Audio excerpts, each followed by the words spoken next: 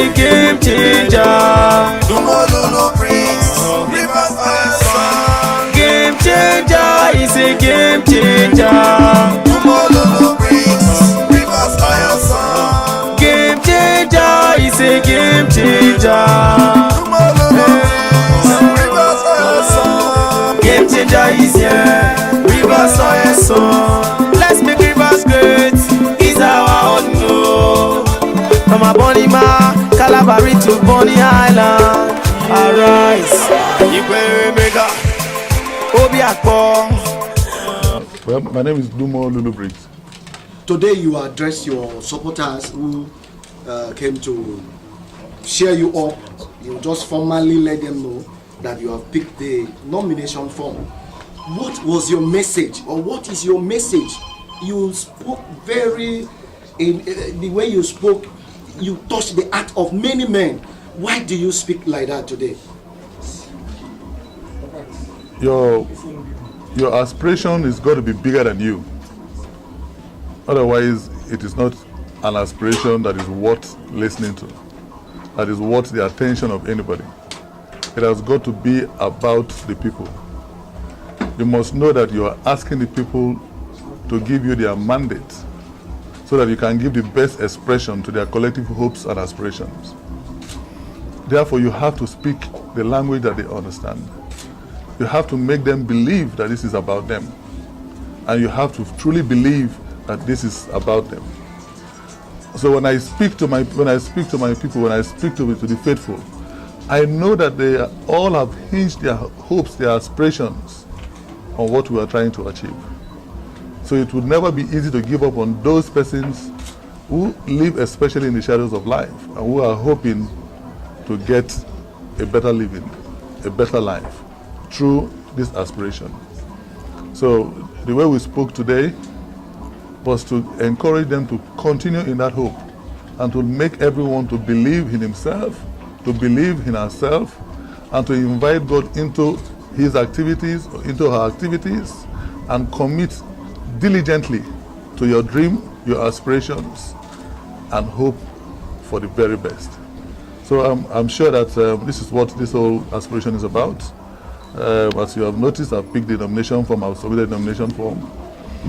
Tomorrow and the next few days, the screening exercise will commence. And by the grace of God, I shall be cleared. And then we shall contest these primaries and win it so that we can begin the people's work. This is about putting people first. And that work has to begin. Okay, sir, I want to find out, the way you spoke on it means you are also one of those persons that are insisting that there should be direct primaries, because this is the only way, that is the only way the people's voice can be heard. Are you behind also the direct primaries in APC in Rivers State? Oh, well, you know, the national leadership of the party has been preaching direct primaries. The president of this country, who is the embodiment of the change that APC represents, has been speaking about direct primaries. And why does the president insist on direct primaries? He wants to return power back to the people.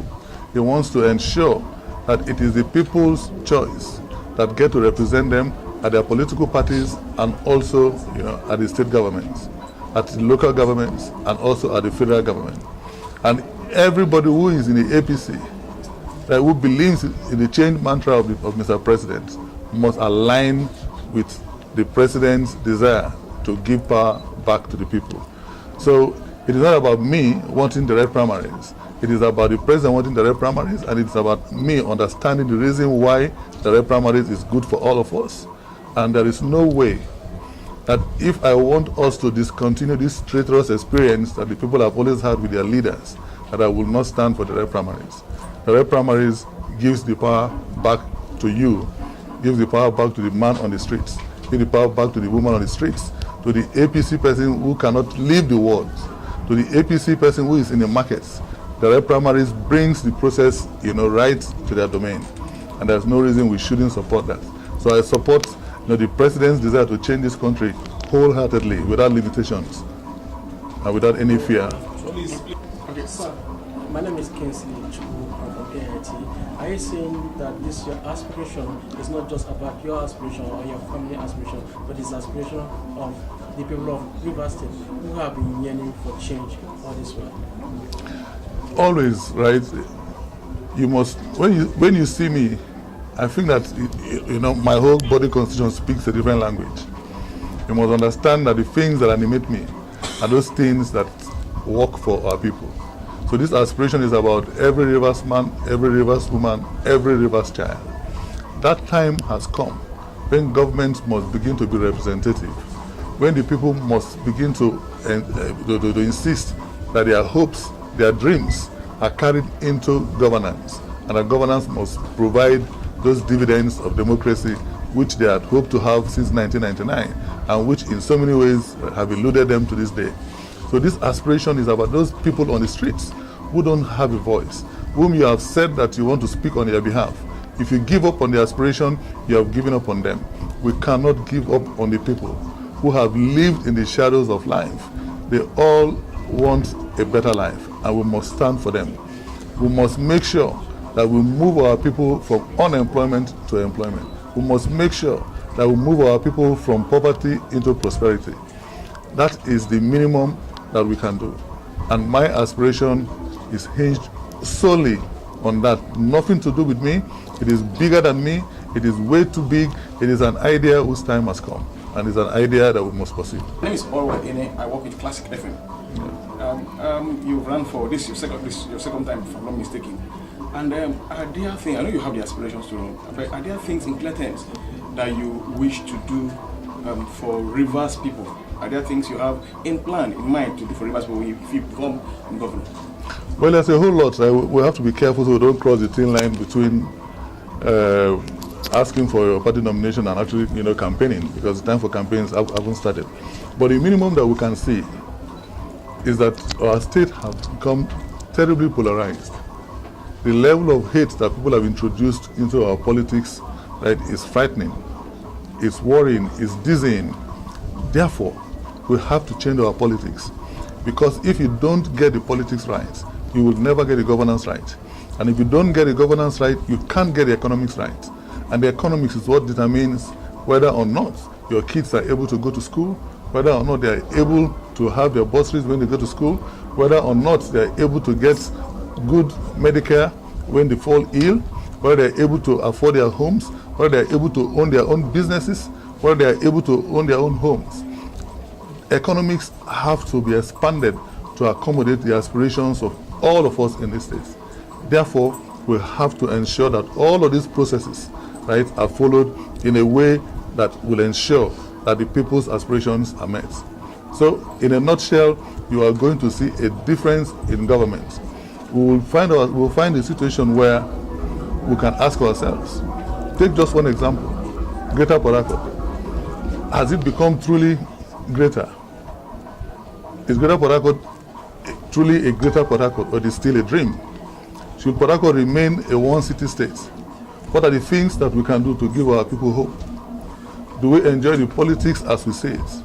Do we enjoy the divisions as we say it? It has happened to a point where people are bothered that we have a mob who will not allow them to take a walk, that we have a people who will not allow them to even go to bed at night. Our kids are hungry, our society, our cities, our communities are polluted with young men and women whom governments have given up on.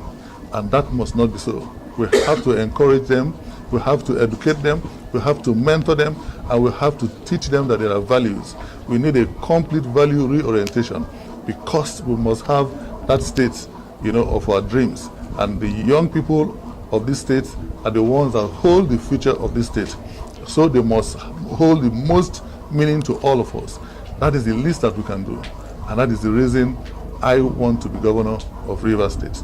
The people have faith in me, and I want to assure them that that faith in me is a faith that I hold very dear.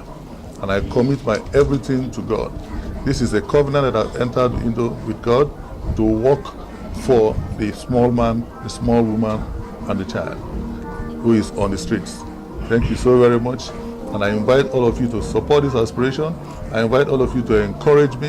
I invite all of you to take it to your homes, to take it to your communities, and tell everybody that we have an opportunity to introduce that change that we also desire. But that time has come, and this opportunity is before us.